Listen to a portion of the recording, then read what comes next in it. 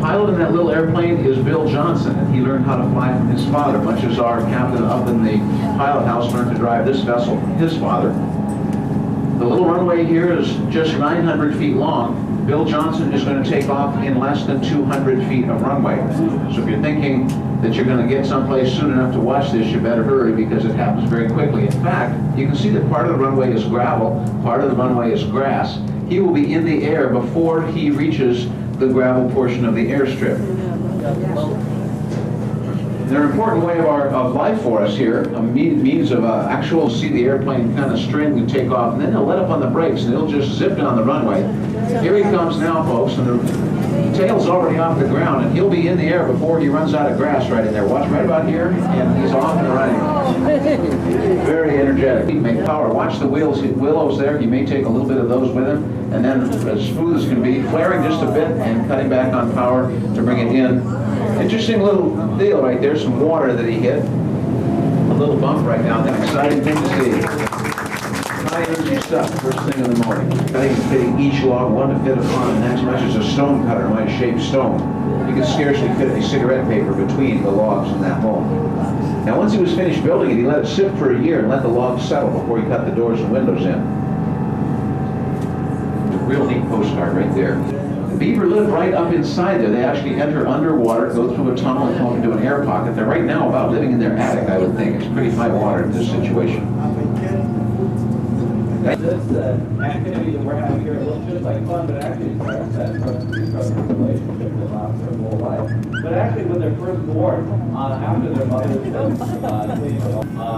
and what we do, actually, the first time we take these little pups out, is we'll put an old retired leader out front, so they really know what's going on. And we hitch the little pups up in pairs right behind, and it is so instinctive what they do. The old leader takes up, and the little pups fall in right behind, just like watching an adult team of dogs. And it's so instinctive that this partner is really going into live. And of course, but the veterinarians were afraid that we'd never be able to run again and experience with that. So we took him home to our homestead in Eureka, out about 100 miles from here. This morning, what you're going to do is time is going to be down at the village with 7 of our past champions. Maybe it's going to be a number 1 around here.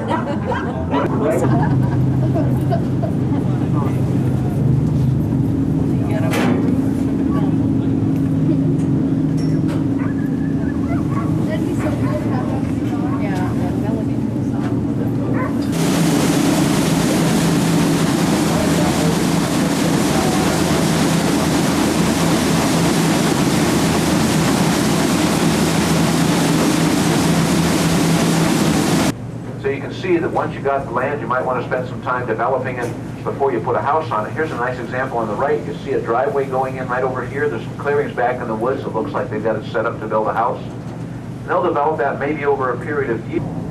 They broke ground in May and built that house, finished it up sometime in September on the outside, got the roof on, got it weatherproofed, and then spent the winter doing the inside work. You might get a nice reflection in their windows too in these kind of overcast days. Or a window, just kind of look over your shoulder and make sure you're not blocking somebody's view. Make sure everybody gets a chance to get pictures. We'll tell you a little bit about these guys. Let's talk about their antlers right now. Now the antlers are covered with velvet. Nutrients up into the antlers as they develop. Once the antlers have been structured, it comes right down almost to the ground. Now that's called the shovel. And the reason they have a shovel, it appears... When we go ashore at the Chena Indian village for about an hour, your native guides will explain to the importance of large animals to the peoples of Alaska. Meanwhile, thank you, Eric, for bringing them on out. And you see, folks, how cooperative. These are domestic critters. If they were caribou, that backs up behind the Chena River and gets deeper. Right in here, the channel is maybe 12 to 15 feet deep. Out in the Chena River, it'll be running about... As we look over to the left a little bit, you can see some material floating in the river. We call that drift. This is the drift line right through here. The water has come up a lot in the last couple of days because it creates kind of an interesting navigational challenge for the riverboat captains. Brad's doing a good job of bringing you that effect there with the silt in the water. We'll see this again on the way upstream, so we'll share more of it with you at that time. Right now, we are fully onto the Tanana River. The Tanana River is over 500 miles long, and it runs across Alaska, about halfway across the state where it joins the Yukon River. About natural animal population here. We don't do anything to try and control it. But beaver have to gnaw to survive, and they'll go after some good-sized trees. Those 8 to 12-inch trees there, taken down by the largest rodents in North America. And being rodents, they have teeth that never stop growing. During our death, my grandparents always came to fish camp with us. When our camp home on the Yukon, very similar to this one in Canada today. Now, with all the family there, Dixie, that must have been an important time to learn a lot of the survival skills that were so important to you. We also have a nickname for this guy. We call him the dogsalmon. And the only reason we call the chums the dogsalmon is because they run twice in one season. Therefore, we could catch a lot more of the chum salmon, more so than the kings and their silvers. So it makes sense for us to use this for the dogs. I've seen these guys 13 ounces. Not very heavy, but really important when my dad goes on a long trip. The weight of this sled is important.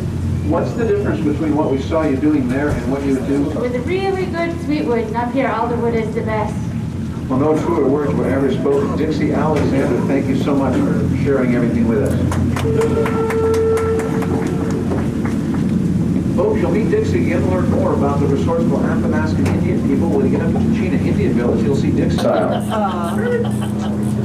The dogs are really ambitious. It's a nice, cool day, and they're having the time of their lives out there. The dogs usually get a little bit of a greeting and a thank you for a nice run. And Tanya, how are you doing this morning? Colors today. And as you may have noticed, these leaders are really off the post and will be off. Thank you. Well, thank you very much, Tanya. And folks, you can see the dogs are really setting up a howl. They're excited. They want to go. It's a cool day, and look how little it takes to get them to quiet right down. Corner to run. Watch this corner right over here. Hanging on, riding low, getting that load around the bend. Out on the trail, there'll be hundreds of pounds of freight on a sled like that. Of course, there'll be dog food, people food. There'll be a stove to cook everything in. They have to eat up to 6 times a day. They're watered. They drink up to a gallon of water per dog per day. Huge effort, and it's a partnership between the dogs. Now watch right here, one more corner. Good thing you got it.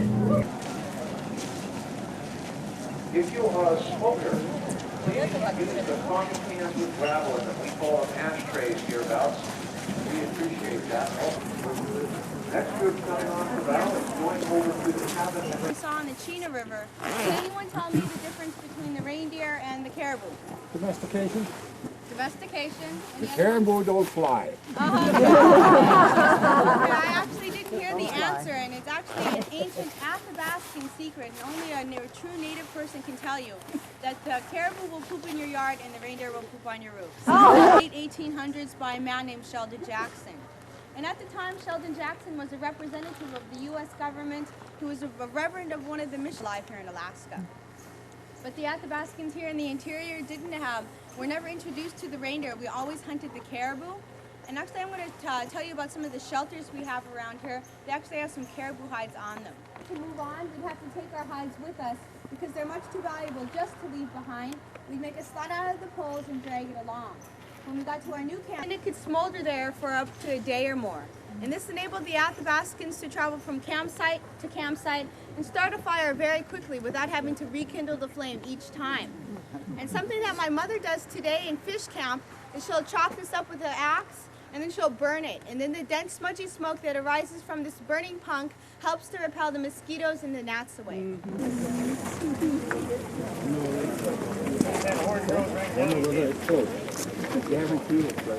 That you see here. But his first task was to get that bull moose into his area, and so he was very skillful at calling the animals.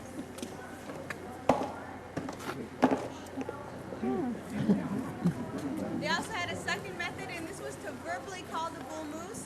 And what the men would do is make a birch bark megaphone like the one you see here, and then they would try to imitate the bull moose's mating call, which is a very deep, low, and guttural grunting type sound.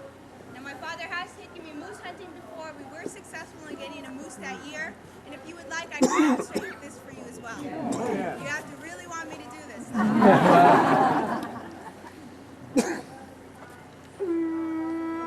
Moosey, moosey, moosey, moosey. Both by hand. She also made it from the tanned moose hide. And she tans the hides herself using the traditional methods that I just explained to you. It would actually represent animal tracks. because if they beaded traps to their husband's clothing, it would bring him good luck in hunting and trapping. Three petal flower is the rabbit paw, and the little white lines connecting all the flowers together are the ptarmigan dancing in the snow. Dixie has many of her. Next piece isn't Athabascan. It's actually a traditional Yupik Eskimo woman's winter parka, and this parka is 40 years old. Now it is all traditional except for the big zipper down the middle. Dixie put that zipper there so we could get in and out of it very quickly. But her body is made out of 80 ground squirrel. It's trimmed at the cuffs and also at the bottom. That is a strip of wolverine.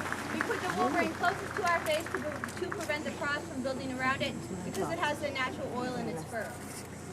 Now there is a design on the back of this parka, and you might notice that this pattern was passed down from mother to daughter for many, many generations.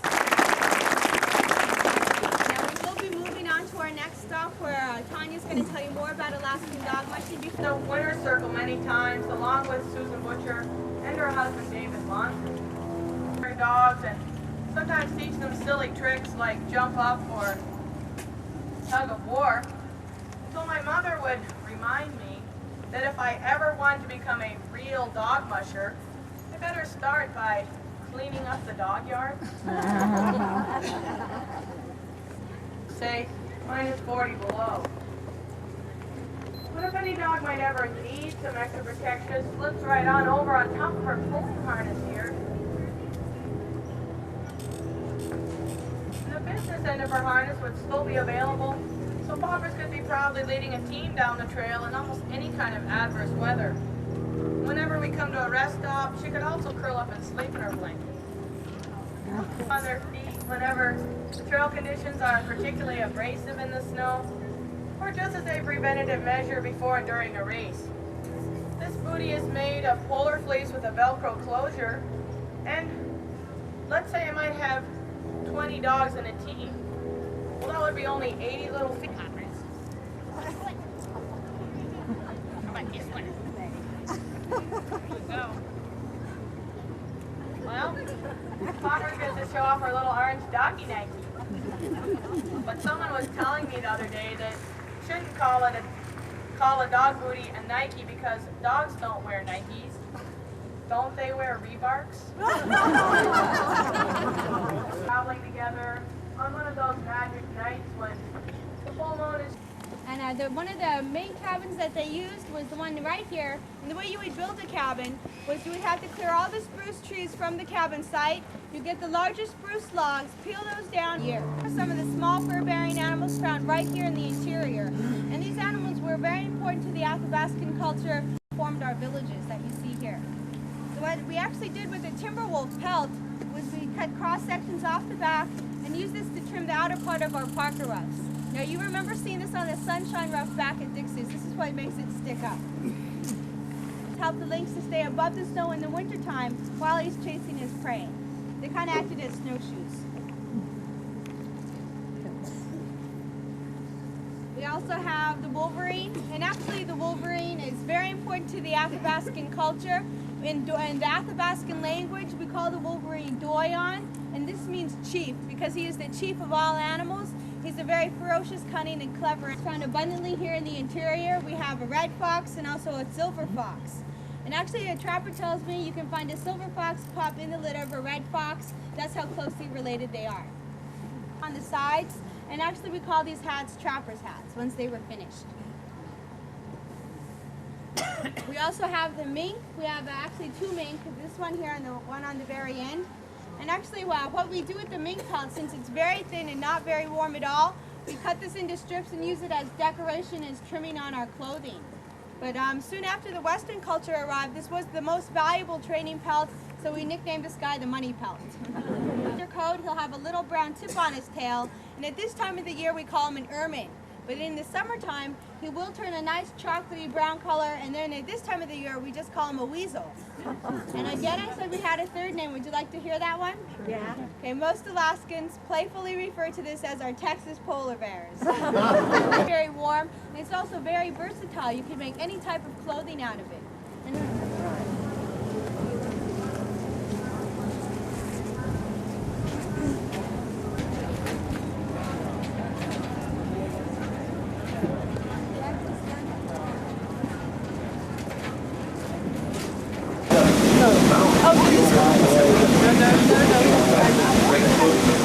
place to fish for these guys. Beautiful view of the great mountains of Lake Flower on the left-hand side. Well, you can see it on the right-hand side here. Oh, spectacular.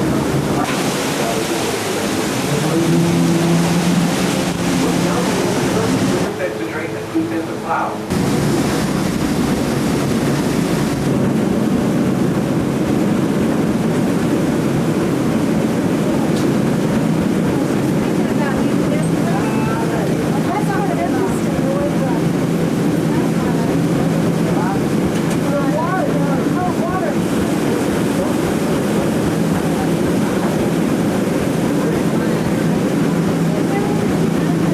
Smoked salmon, can you beat it? You know what? Tell you an interesting story. I've lived in Alaska for 45 years here on board Discovery 3. We have our own brand of smoked salmon, and we willingly and graciously and lovingly share it with everybody who travels here on board. So if you like smoked salmon, fresh out of the North Pacific, delivered straight to our families, on ice but never frozen, we take them there. We cut the salmon into nice uniform sizes. We brine it in a special recipe that the Binkley family has developed of brown sugar and salt. And then those every single can. And if you want to see the cans and what it looks like when it's packed, look back there. This is not shredded out and stuck in a can like over on the left-hand side, you can see them. Both be probably flying that out and building a camp out there in the woods. So he's a well-known guy in this area. That airplane right there is a Helio Courier.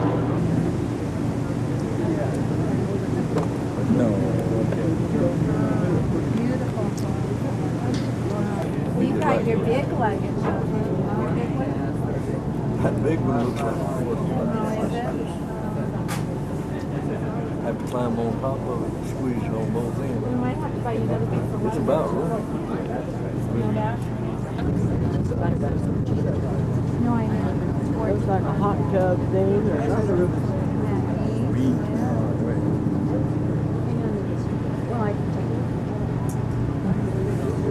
Still in the sun, that beautiful handcrafted Alaskan white spruce log home. That's a postcard from Alaska right there. A little reflection in the water.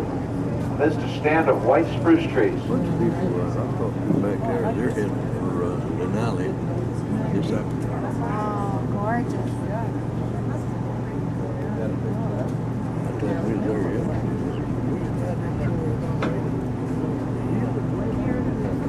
Who was on board. Senator Dole reminded us there are 2 U.S. senators of Polish extraction, one of them being Senator Murkowski from Alaska. He said in Washington, D.C., a little family of ducklings swimming upstream. A lot of waterfowl here. There's a couple on this log over here and a number more about halfway out on the left-hand side. You see them right up against. They'll be heading south, many miles to fly this September. About the time we're all ready to try to get out of here, they will be well on their way. Well, they're not afraid. On the left-hand side, that brown heavily owned by Senator Murkowski, now Get out of here. owned by a Fairbanks businessman. He's not worried. Fly away home. Research institutes, the University's Institute of Marine Science, Arctic Biology, Geophysics, and several others. Off to the right, there are dormitories, classrooms, and administrative buildings.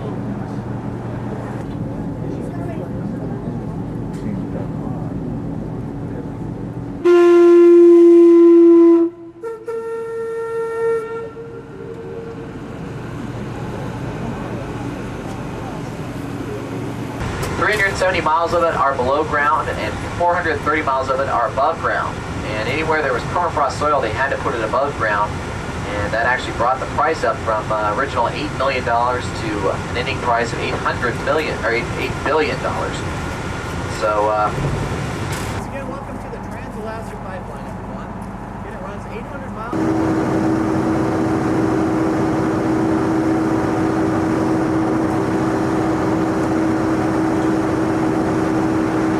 Down and under, up and over. Enjoy that? For a lot of folks. If you're from Melbourne, are you Foster's? Is it, or what's the other piece? Sean, Mackie, thanks guys. You waiting for those nuggets? What a beautiful afternoon to ride a narrow gauge train, folks. I think I hold the world record for traveling backwards. Down to the bedrock. Now they do their digging in the wintertime because of the safetiness, and they use permafrost windlass.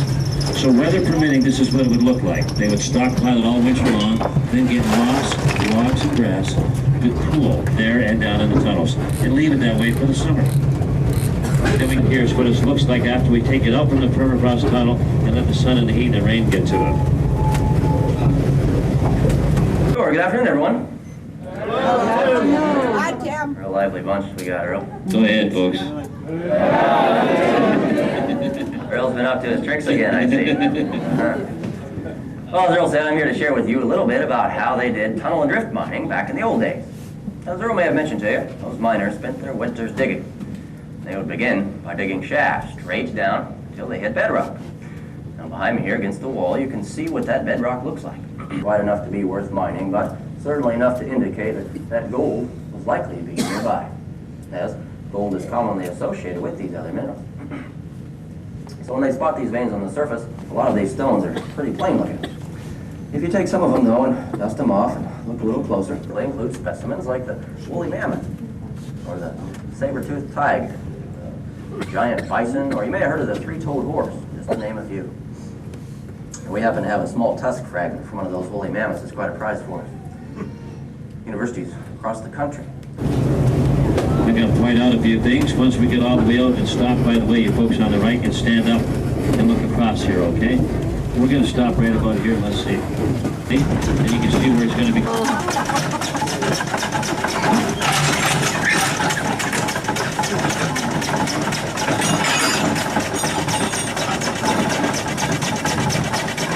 As I was saying, the bottom of these shafts that have one of those ore cars, like what the guys are pushing along there. They lower one of these muck buckets down the shaft so they can unload the ore cars into the bucket to collect and channel millions of gallons of water downhill to these hydraulic water cannons. Those water cannons will then be used to blast those piles clean, wash over gold through their sluice boxes they have set up nearby. So in those days, those boxes were pretty crude and simple. They were made out of wood with wooden ripples and burlap to catch the gold. Nowadays, they're made out of steel ripples and various forms of carbonating. It's more efficient that way. Besides, to keep them fueled, that's why they called them the dragons. They would eat so much wood, raise fire, and smoke everywhere. But of course, what the boiler would do is boil the water. And send the steam down along these black lines here. Well, folks, that's where we're headed. We're going to walk along there, service road here, sit on some benches. And don't forget now that... Wide is mined by plaster methods. You're going to see something rather unique to the industry. Go ahead. Well, isn't this just exactly what everybody expected to see when they knew they were coming out to the plaster gold mine this afternoon? Nah. You should have seen me my first time out. Travel, which end up together clear down in the bottom of the creek bed. Might just be somebody here today wouldn't know a nugget if they stubbed their toe on it. But pretty much every one of us would love to have one. Part of that's because they're rare, makes them outright hard to find. And when you're lucky enough to get your hands on a nugget, well, they're worth more money than the regular gold. At the same... The old-timers used to talk all the time about the good gold coming off the Harrison.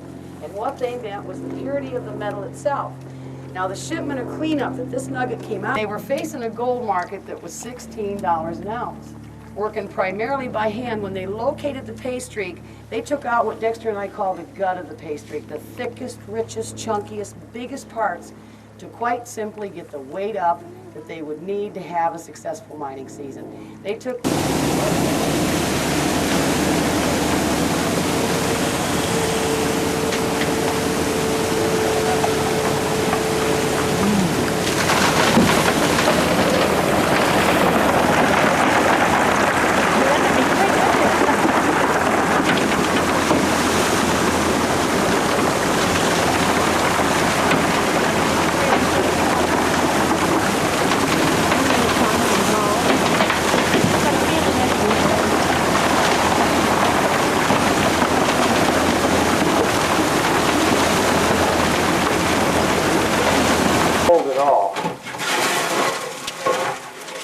Especially Yukon.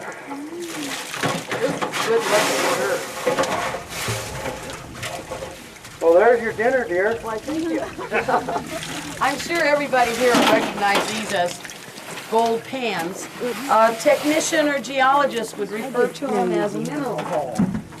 Singularly, they're the... By any empty gold pan, dump a whole bag of concentrate in the pan, and if you would, just throw that empty poke sack right down on the ground. We're just trying to keep the bags dry. So once the dirt's in the pan, the bag's on the ground, you fill the pan with water and start to swirl it around. You hear that grinding sound? That's your first clue that everything's going just right. The gold in all these pans. This here is brand new money. And ain't it pretty? Sure beats the look of those 40 new hundreds, doesn't it? Good for filling teeth. The ship, as we call it, sell it. First thing that happens is that good as gold. Or said something didn't pan out. You know, folks, if we let her, you guys just gonna go.